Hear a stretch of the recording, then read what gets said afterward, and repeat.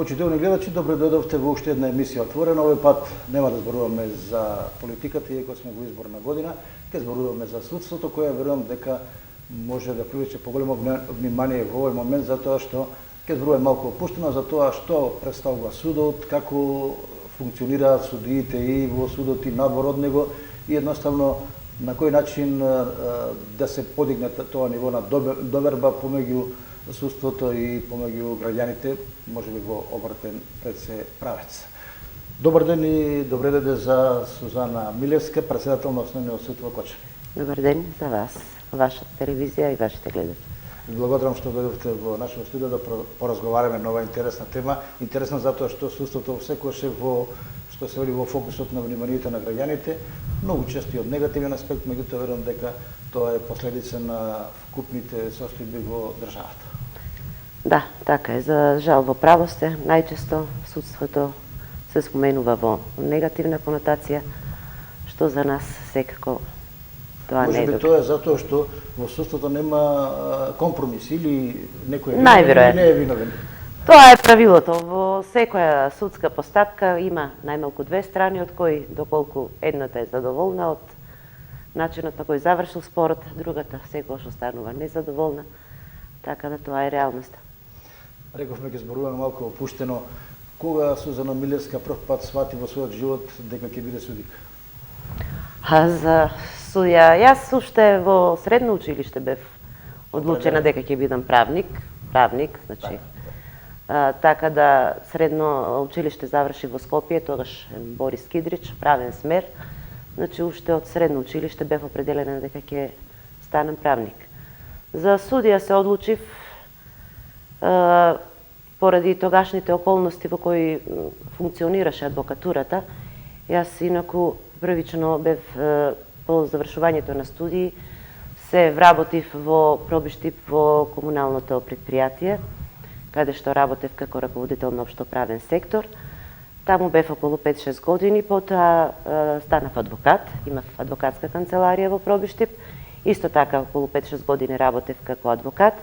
Меѓутоа во тој период адвокатурата беше не на многу високо поставено ниво. Тогаш кога видов дека тешко се остваруваат професијата да дојдеш до израз како добар правник, како адвокат, особено што кај нас во Пробиштип немаме суд. Да.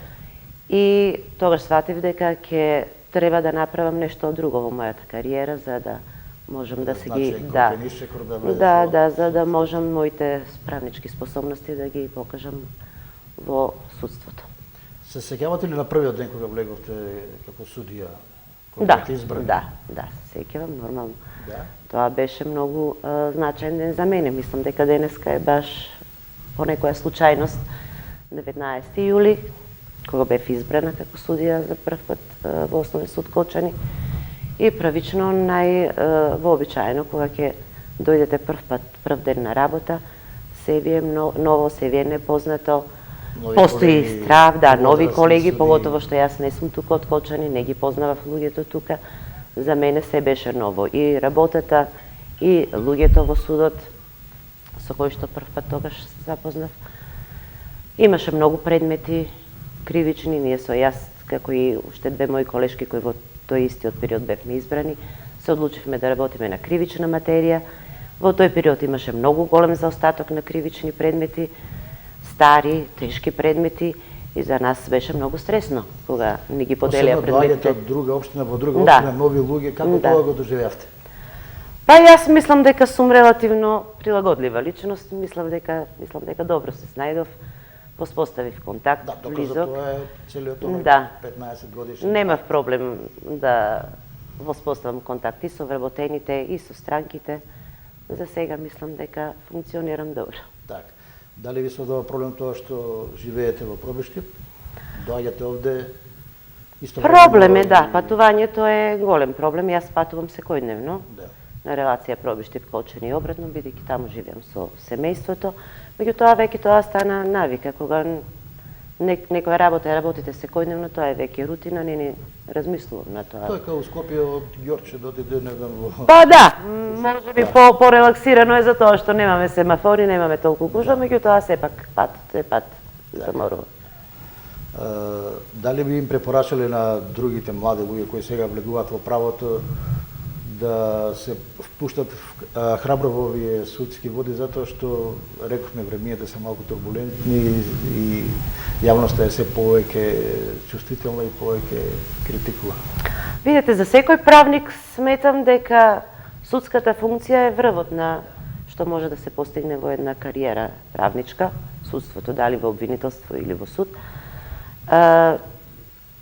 Дека е тешка професија, е тешка, значи секој правник кој што има желба и може да биде спремен да се носи со сите проблеми што го очекуваат во работењето во судската или обвинителска функција, треба да биде свесен дека има многу ограничувања. А што е тешко и многу одговорно. И одговорна, многу ограничувања, многу стресна, особено во последните години кога е намета судството и обвинителството од целото општество.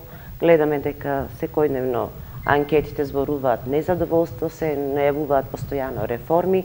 Сето тоа врши притисок и не може веќе како порано што се обавуваше судиската и јавно-обвинителската функција релаксирано. Секој ден сме под стрес, тоа се одразува на здравјето, тоа се одразува на семејството и секој кој што има желба, а професијата е прекрасна. Значи, тоа е една од најубавите професии. Барем јас така можеби сум субјективна, затоа што си ја сакам професијата, меѓутоа треба многу храброст и треба многу цврстина и треба многу одлучност кога ќе стапите во тие води судиските, дека ќе бидете спремни на секакви притисоци, на секакви ќе наидувате на проблеми кои што треба да застанете цврсто и да ги решавате. Така. Сигурно имате многу обврска кога имате сложени предмети и повеќе предмети. Работите ли, се наоѓате ли во ситуација да работите надвор од работното време, па дури и дома? О, да.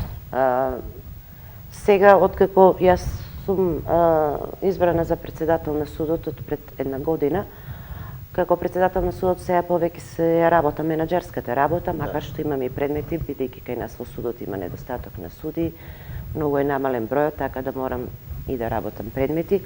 Меѓутоа, до претходната година тоа беше секојдневие, значи обврските во судот се толку многу големи што не може да се постигне се тоа да се сработи за време на работното време и во судот. Секојдневно имаме судења кои што пак судења може да траат со сати, земаат време, така да кога ќе дојде во фаза да се изготвуваат одлуки, секогаш недостасува време и тоа не може да се направи за да се спазат сите рокови, за да биде се онака како што со законот е предвидено, не може да се остави само работното време до дека трае судот. Тоа е секојдневие не само мое, него и на сите мои колеги, кои што по завршувањето на работното време си земаат обврски дома, да пишуваат, да читаат закони, да припремаат, дали ќе се подготвуваат за рочиште утре дента што ќе имаат, за судење, дали ќе треба да се пишува одлука, па да се спремаат за да ја изготват одлуката. Значи, нашето работно време не завршува до 3:30, ние продолжуваме и натака. И кога ќе тргнеме на кај дома, остануваме со мислата денес дали се направив што требаше, дали нешто заборавив, утре имам некој тежок предмет, како тоа ќе биде, значи ние продолжуваме и дома и да работиме и да мислиме, така да сме суди и надвор од работното време. Има ли непреспиени ноќи за некои одлуки кои се навистина позитивни, тешки? Да. Имало тешки предмети. Да. Имало тешки предмети и непреспиени ноќи од различни аспекти. Да. Може би затоа што предметот, самиот предмет како предмет е тежок, во делот на тоа докази има, нема, како одлуката ќе биде образложена, како ќе биде издржана, во делот на ограничувањата на правото, не само во кривичната и во граѓанската материја. Во кривичното е најтешко и таму имало најголеми размислувања и кога донесувате одлука за нечiji живот, се работи за ограничување на слобода, права на човекот, основни за гарантирани, да му ограничите слобода на движење. Тоа се тешки одлуки. А тука доаѓа проблем сега, кога се одмерува казната затворска, малку е, многу е. Значи, ние сме суди и мереме по законот, по докази, меѓутоа тоа не е вага, па да го измерите и секогаш сме во дилема дали треба помалку, повеќе, дали ќе ја погодиме одлуката, па имаме второстепен суд, па размислуваме дали таа одлука ќе биде издржана, дали ќе ни биде потврдена или укината. Во граѓанските предмети исто така. Имате спорови каде што се работи за голем имот одземање, во стечајните предмети, штети по големи износи. Сето тоа оптеретува за тоа што вие морате да најдете баланс, да измерите и да пресечете, што не е едноставна работа. Може би поради тоа и Основниот суд во Кочани има мал број суди, поради сите тие околности кои кажавте, или пак може би поради тоа што процесите се такви во државата, па дошло до ситуација кога навистина бројот не е на ниво на оној кој ви е потребен. Намалениот број суди во Основен суд Кочани не е од тежината на професијата, нели? Не, макар што има дел и од може би многу млади тешко се определуваат. Меѓутоа има многу други пропратни проблеми кои што не зависат од нашиот суд, не се поврзани со нашиот суд.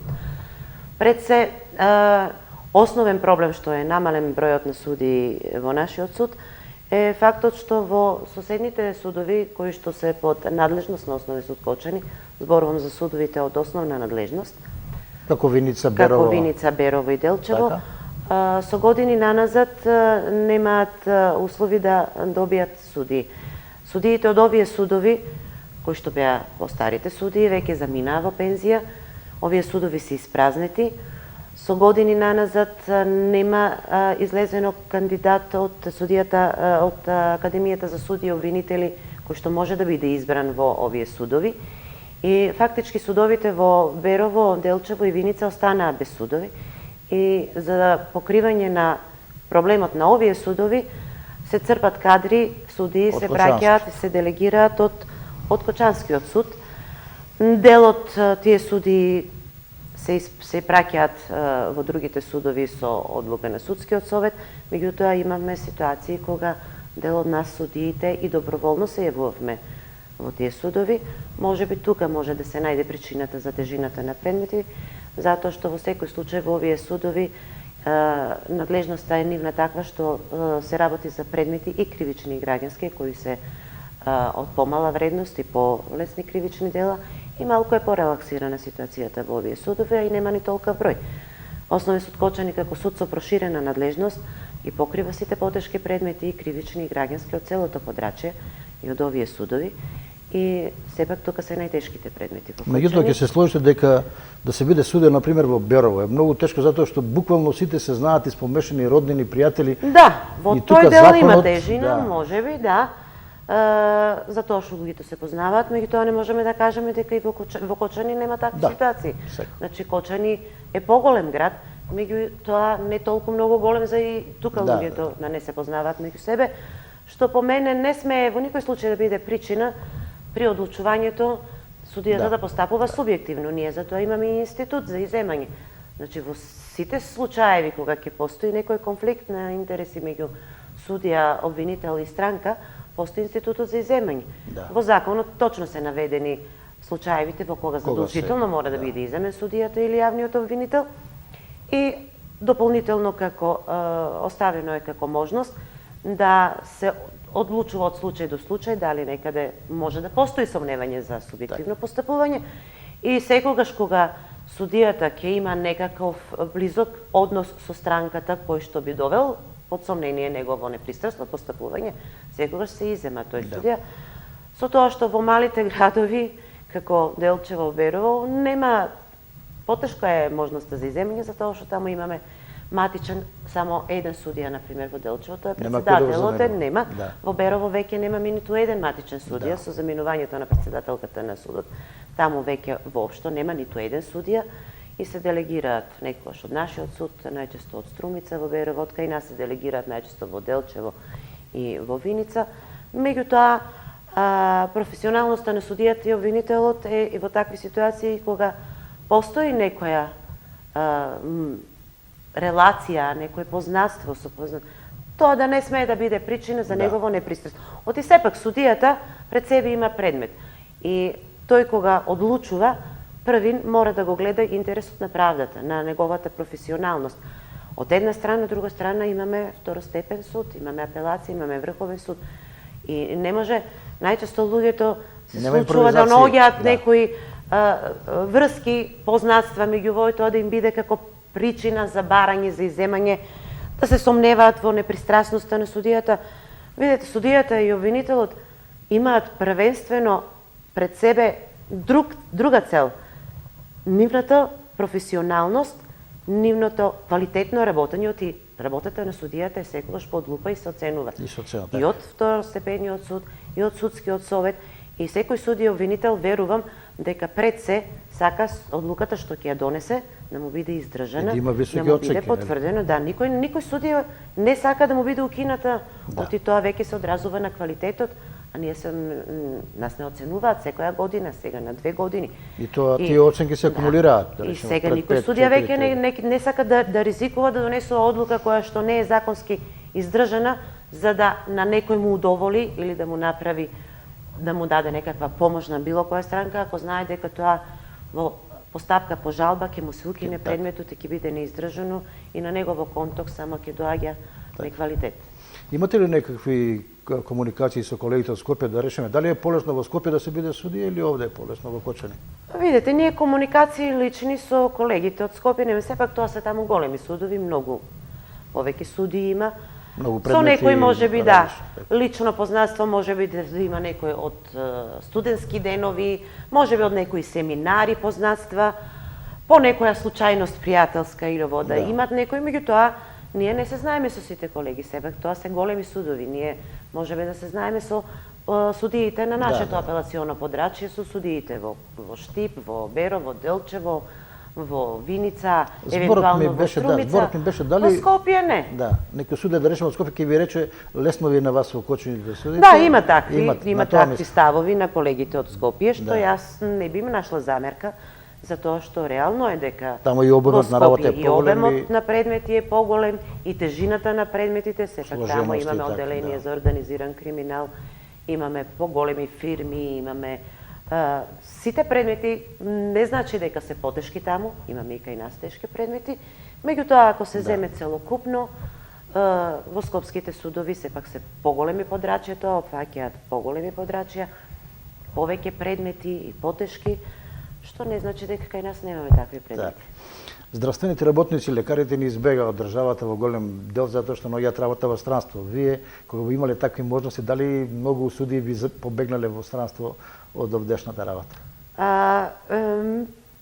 Од многу колеги мои сум слушнала дека веќе се изморени и дека веќе не можат да го издржат овој притисок и на работа и целокупниот притисок и на јавноста и притисокот за тоа да се внимава веќе на секоја одлука, кога било која одлука ќе земете да ја работите, веќе секогаш сте под стрес да не нешто направите, намерна грешка, веќе тоа не доаѓа во предвид, меѓутоа секогаш се случуваат некои ненамерни грешки, пропусти. И веќе судиите стана многу внимателни на секоја одлука, затоа веќе можеби и бројот на предметите кои што се решаваат се развлекува токму од тој аспект што секогаш внимаваме на се да некаде не направиме пропуст, да нешто не пропуштиме, а тоа бара повеќе време. И да ви кажам искрено, сите сме изморени. И судиите, и обвинителите. Ова транзиција се одрази сигурно негативно. Прво заради тоа намалениот број, значи ние обемот на работа е зголемен кај судиите. Ако предходно во Основен суд Колчани бројот на судии било 18, сега сме сведени на 6. Тоа е третина. А предметите се тие, значи немаме намалување драстично на предмети, туку напротив може би има зголемување. И сега може да замислите некоја работа што ја работеле 18 судии во овој суд, сега треба да ја завршат 6 судии.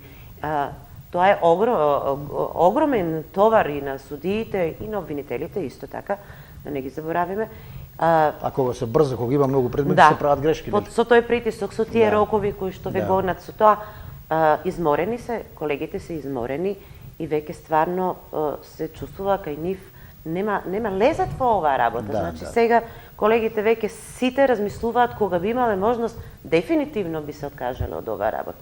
Меѓутоа, за жал кај нас после толку време работа во суд, после 15, 20, 30 години да почнеш да работиш некоја друга работа, да Не се доаѓава вратиш пред на вас. Значи тоа е веќе Таму многу целата тешко. концентрација, Во знаење, странство, искуство. кај нас знаете дека нашиот правен факултет Да. не е признаен во странство, ние не можеме во странство во било која земја не можеме да најдеме работа Правната да работиме струка не како може да правници. превози, да. Со таа струка би требало да одеме да бараме некои работи. Што сепак мислам дека за некој интелектуалец кој што работел како судија, како обвинител, е многу ниско за да оди сега да работи. А ќе дојде ли време кога ќе може да речеме да биде признано судството правниот? Видете, тоа сепак зависи од членство во ЕУ и нашето така членство, натаму. во Европската унија, мислам дека тогаш дефинитивно, до тогаш тешко дека овие наши факултети ќе сепак се работи за различни правни системи, регулирани различни законодавства во различни земји кои што нашите студенти што ги завршуваат испитите не кореспондираат, не одговараат на системите во другите држави, тоа тешко може да се искористи. Сигурен сум дека наградувањето во Европа и овде е многу различно, во корист на Европа се разбира. И можеби дали може да се случи со евентуално признавање на судството, односно на правото на меѓународен план, да се иселат, да избегат многу правници, мислам дефинитивно, судии од материјален аспект. Дефинитивно од материјален аспект, мислам дека нема и да останеме безквалитетни добри судии. Само што тоа е некоја Тогаш да се грижиме да остане оваа ситуација што подолго за да имаме квалитетно судство. Нешто мора да се смени во начинот на избор на суди и јавни обвинители или во делот на промена на законот за Академијата за суди и јавни обвинители, да се направи обид на некои подолгорочни планирања за потребата од нови стручни кадри, да не се остава како сега да со години наназад не се водело доволно сметка и проценка колку тоа ќе има одлив од овие кадри и да се дојде до ваков недостаток. Се што ќе се пропушти, потоа тешко се надокнадува и со години, со години, значи многу мал број влегува во академијата кандидати и сега се одразува тоа што немаме од каде да црпиме нови кандидати. Бидејќи работата ви е напорна и тешка, во што наоѓате една оддишка, опуштање би рекол, да се одморите? Што е тоа што ве одмора најдобро? Се разбира домашната атмосфера и семејството. Јас релативно доцна се враќам дома, пошто, како што веќе кажав, живеам во Пробиштип, не живеам тука. Кога ќе отидам дома, веќе 17 часот попладне. Одите со нервозата која носта таму или од судот или па да ви кажам, во првите години беше така. Се ја носев нервозата дома. Тоа се одразуваше и во семејството. Во семејството ја чувствуваа таа нервоза, напнатост. Жал ми е што многу години пропуштив додека децата ми беа помали, да можам да бидам посмирена и да можам да им посветам повеќе внимание и љубов и ми беше префрлено од страна на децата дека само работата ми е најбитна, дека со нив немам време. Со годините како созреваме, нели, и како личности и со искуството работно, се помалку има потреба од тоа. Прво, веќе како млад судија носиш буквално се дома за да можеш и да напишеш и да се спремаш за судење. Со искуството тоа, кога веќе сега ќе го видиш само предметот, веќе ти е јасно што тука треба да се работи и нема потреба да тоа се носи, да се спремат, не ми треба толку време, а и веќе, нели, со годините созреваме, стануваме и поотпорни, и на провокации, и на стресови. Мислам дека годините доведува до тоа да бидеме и посмирени, да ги разграничиме веќе тоа што е оноа суштината што мора, нели, да се изнервират и што ќе ви извади од колосек и она што може да го пребродите многу поедноставно и полесно, смирено и со сепак кога сте смирени и подобро размислувате и подобри одлуки донесувате, така да мислам успеав последните неколку години, ако не 100 или 90% тоа да се сменам, дека барем 50% се промени во тој дел, да барем дома не ги пренесувам стресовите и нервозите. Имате ли некој судење, некој случај кој така ви останал посебно во паметење поради разни околности, причини, да речеме, нешто и поинтересно или нешто драматично или нешто можеби по вака кога биле задоволни и тие што се осудени и тие што судат. Без разлика дали е во кривичната или во прекршната постапка. Па сум имала, например, пријатно бев изненадена од еден предмет, да го бев од јас 3 години, бев делегирана во Основен суд Делчево и таму работев од кривично на граѓанска материја. Прилично бев изненадена пријатно кога добив едно писмо од странка која што го изгуби спорот. Да. Со многу пофални зборови и со многу изразено задоволство од начинот на кој сум ја водела постапката, да, како правично, како дури тоа писмо беше проследено и до судски совет, и до апелационен суд, и до министерот за правда. Тоа ми изненади пријатно и мислам дека тоа се многу ретки ситуации кога странка што ќе го изгуби спорот, ќе свати дека го изгубила не заради тоа што судијата бил субјективен и дека бил задоволен од работата на судијата без оглед што го изгубил спорот. Сум имала и обратни ситуации. Судијата само го почитува словото на законот и сме имале ситуации кога странките се биле незадоволни од текот на постапката. Може би агресивни? Мола? Може би агресивни? И агресивни, да, имало и агресивност закани, и во судница и закани, имаше ситуација во еден предмет кога што бев буквално нападната во судницата со сериозни закани за семејството, за децата. Имало предмети кога се собирале пред судот демонстративно, да. Меѓутоа не можеш да им најдеш замерка на луѓето кога они секој очекува од постапката тој да биде да го добие предметот. Тие не го знаат. Луѓето сепак не се експерти по право.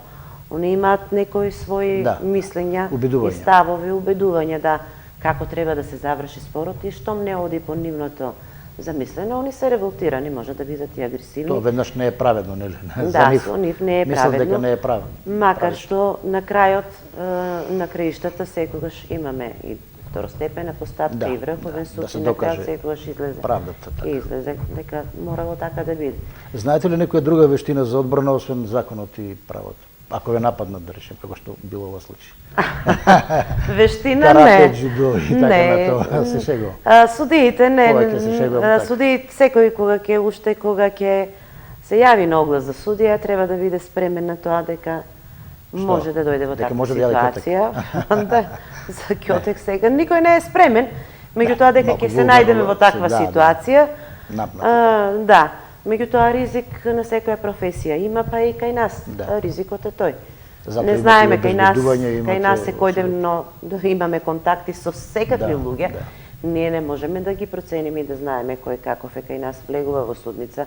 Затоа имаме судска полиција која што треба да внимава при влегувањето и на странките и на сведоците, да не носат оружје,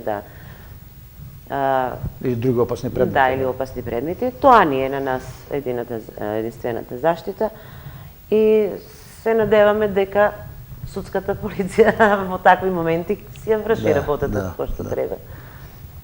Дали може би е потребна поголема, како да кажем, едукација на граѓаните, од смисол, повеќе вакви мисии во кои ќе се доближи судството, судиите до граѓаните, да сватат дека секој се врши својата професија, а не дека некој некого осудува затоа што, не знам, мој пријател, непријател и така натаму. Да, мислам дека ние судиите, па и јавните обвинители, ќе ги ставам тука, многу малку сме присутни во јавноста. Нашата работа точно е тоа дека е во судницата, не е на телевизија и не е да ние гостуваме по емисии, да даваме изјави и слично. Меѓутоа, мислам дека премногу се остави на тоа да молчеме. Значи, молкот на судиите и обвинителите како да дава некоја потврда на целата сликата што јавноста ја има формирано за нас. Дали е тоа за тоа што никој не сака да се експонира, па да биде тој кој што ќе излезе и ќе демантира, не е така. Може би постојат различни стравови, може би страв за собствената позиција, може би заради тоа што сметаме дека тоа нема да вроди со плод и дека ние можеме колку сакаме да убедуваме и да докажуваме, многу тешко може сликата да се смени. Некоја летаргија владее меѓу судиите, мислиме дека што и да направиме, како и да работиме, колку многу и да се трудиме, дека многу тешко ќе можеме да ја смениме таа слика која што е направена. Тука најмногу замерка би нашла сепак на Сдруженијето на судии, затоа што ние како суди членуваме во тоа здружение и очекуваме заштита од тоа здружение. И очекуваме да добиеме некоја поддршка од тоа здружение, да добиеме некој предлог, начин како тоа ние да се организираме, што тоа ние треба да направиме за да се слушне и нашиот глас. Оти нашиот глас никој не го слуша. Се слушаат само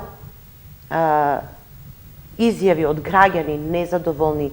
На телевизија слушаме незадоволство судството. Кога ќе гледаме вака, изгледува дека во целото општество само судот е крив, што не е така. Мислам дека судот не е тој кој што може да придонесе општеството да биде вакво или поинако.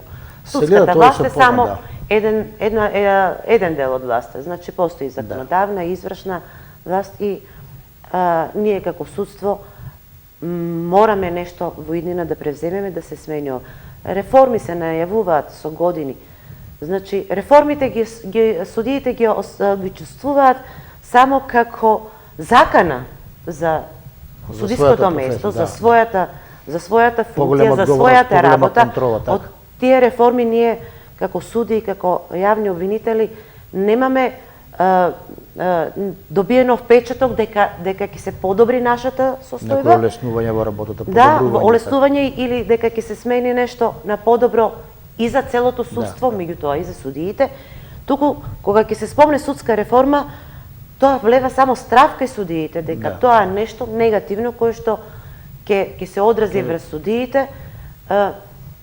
И мислам дека мора дефинитивно граѓаните да сватат дека ние судиите сме луѓе и дека ние само си ја работиме работата. Не можам да тврдам дека во судството нема проблеми, дека во судството нема грешки, дека во судството нема корумпираност. Мислам далеку од тоа. Најверојатно има, како и меѓутоа не само во судството. И не може да се каже дека судството е најкорумпирано и не генерално за сите. Можеби има поедини случаи. Меѓутоа, тоа треба да се откријат тие случаи, тие имаат име и презиме.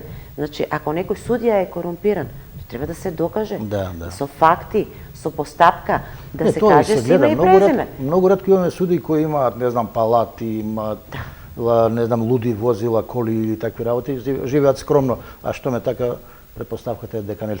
За тоа тие најавувања што беа со проверки на сметки на имот.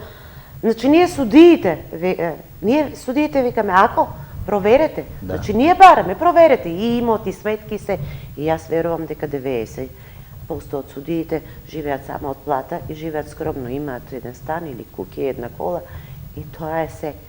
Може би има некој, меѓутоа тоа сигурно не е заработено од корумпираност. Веројатно тоа се судии кои што и претходно веќе имале добро имотно ситуирани семејства или имаат некои бизниси, нивните брачни другари или семејство. Јас не верувам дека од судиската функција или од предмети некој се збогатил за да може да... Во мали места се знае дека јавноста веројатно и знае. А на крајот на краиштата и граѓаните се тие, значи ако граѓаните сакаат судство да функционира правично, праведно и законски, и самите граѓани мислам дека тоа треба да го сватат и кога ќе дојдат во судир со законот, да си бараат законска постапка, да не очекуваат помош преку пријатели, со нудење, меѓутоа најчесто корупцијата што се зборува и за суди и за обвинители мора да потекне од некој од граѓани, значи самите судии како судии, ако нема од меѓу граѓаните некој сега, да не испадне дека јас сега за граѓаните ги осудувам дека кај нив е проблемот што има судии корумпирани. Меѓутоа потекнува од таму, од базата. Не може судија да земе мито ако некој не му понуди. А сега ако јас, без разлика што сум судија, јас ако направам сообраќајен прекршок, сум возела побрзо, јас не ја вадам легитимацијата и да кажам јас сум судија. Еве, возе, сега што можам? Можам да платам одма на лице место, ќе ми кажат, ако не платите сега, и ми воде и прекршочна постапка за побрзо. Да. Тоа не сум барала, затоа што знам дека сум крива, еве, сум возела побрзо. Не требало. Ако сите ние, граѓаните, како такви, си размислуваме дека не сме надвор од законот и дека секој треба да си ги сноси и грешките и последиците од своето однесување, и судството ќе многу подобро ќе функционира сите заедно. Да. Некоја порака за граѓанството, особено порака за младите кои се во дилема дали да се определат за право и да одат во судии или да барат друга професија, бидејќи од судството не може да останат до сега, барем за сега. Малку го поставам прашањето така. Значи, мислам дека е тоа индивидуално. Не би можело тоа да се генерализира. Секој што завршил правен факултет не значи дека мора и треба да стане судија или јавен обвинител. Има ли талент, предодреденост да се биде судија? Мислам дека да. Работа? Мислам дека за да бидете добар обвинител или добар судија, сепак морате да имате некои предиспозиции. Да. Секој правник не значи дека ќе биде и добар судија, или дека ќе биде добар обвинител. Има правници кои што работат добро како судии, обвинители, меѓутоа ако отидат во адвокатура не можат да работат добро. Значи и меѓу нас правниците имаме некои карактеристики, дали лични, дали професионални, квалитет. Да. Има правници кои што се добри правници во добра фирма, менаџери, може да бидат добри менаџери, меѓутоа не и судии. Мислам дека секој индивидуално кој што ќе заврши правен факултет треба да се ги оцени способностите. За да станете добар судија или обвинител, треба многу повеќе од само стручно знаење, теоретско, на законите, на прописите, на постапките. Треба да имате и нешто вродено во себе, кое што, кога ќе застанете како судија или јавен обвинител, треба и таа функција да ја одбраните. Има правници добри, теоретски подковани, да. Меѓутоа, во пракса тешко може да се снајдат. Или обратно, суди и јавни обвинители работеле со години и биле добри јавни обвинители суди, кои ќе излезат во адвокатура, не може да... Сепак адвокатурата е малку и менаџирање, дали таа специфика кај судиите бизнис. Не им дава да бидат, да речеме, политичари? Многу малку има суди политичари, повеќе да речеме адвокати стануваат. Кај нас, значи, кај нас судиите и обвинителите не можат да се бават со политика. Кај нас тоа со закон е предвидено дека е неспојиво. Функцијата обвинител и судија... Ако претходно се повлече од, да речеме, од функцијата? Па ако си даде оставка од судија, може, зошто да не? А нема враќање назад? Враќање назад нема, тешко тоа. Може сега после некој избор, меѓутоа тоа дали ќе го изберат следниот пат кој ќе се јави на некој оглас, тоа е веќе прашање. Така се законите кај нас. Во политиката има многу компромиси, обвинителството треба да биде независно, значи политиката е поврзана со законодавната и со извршната власт, а бидејќи ние нели како судство сме посебна власт во која што политиката не смее да биде вмешана, ние мораме да бидеме објективни без разлика за која политика била на власт или во опозиција. За нас странката е странка, законот е закон, без оглед на политиката. И за крај, лесно ли е да се биде претседател на Основен суд во Кочани или е тешко и одговорно? Па сега може би е уште рано за да можам да кажам последна година. Јас главно за сега ви е добро. Не се чувствувате? Тежина има, ви кажам. Значи најголемата тежина е тоа што јас станав претседател во судот во еден тежок период кога многу ни се намали бројот на суди, со 3 пати помалку суди.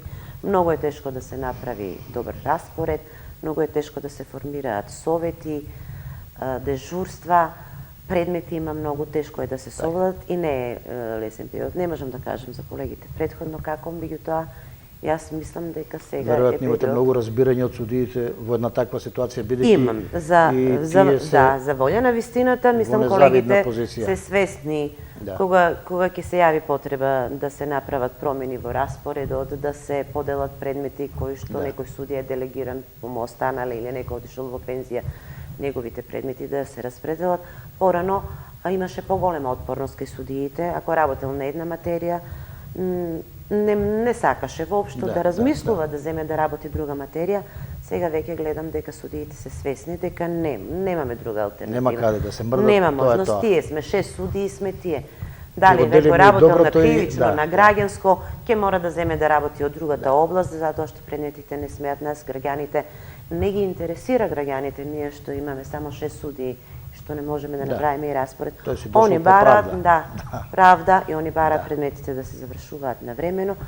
И ние мораме да најдеме начин, колку толку, барем во оваа ситуација, да функционираме некако, да не дозволиме да ни стојат предмети многу долго, поготово итни предмети, да се прави голем заостаток и сите колеги се свесни и затоа им благодарам што Така. соработуваат. Претпоставам дека можеме да зборуваме со часови да теми околу судството и воопшто околу начинот на кој функционира судија, судика, претседател на суд и така натаму.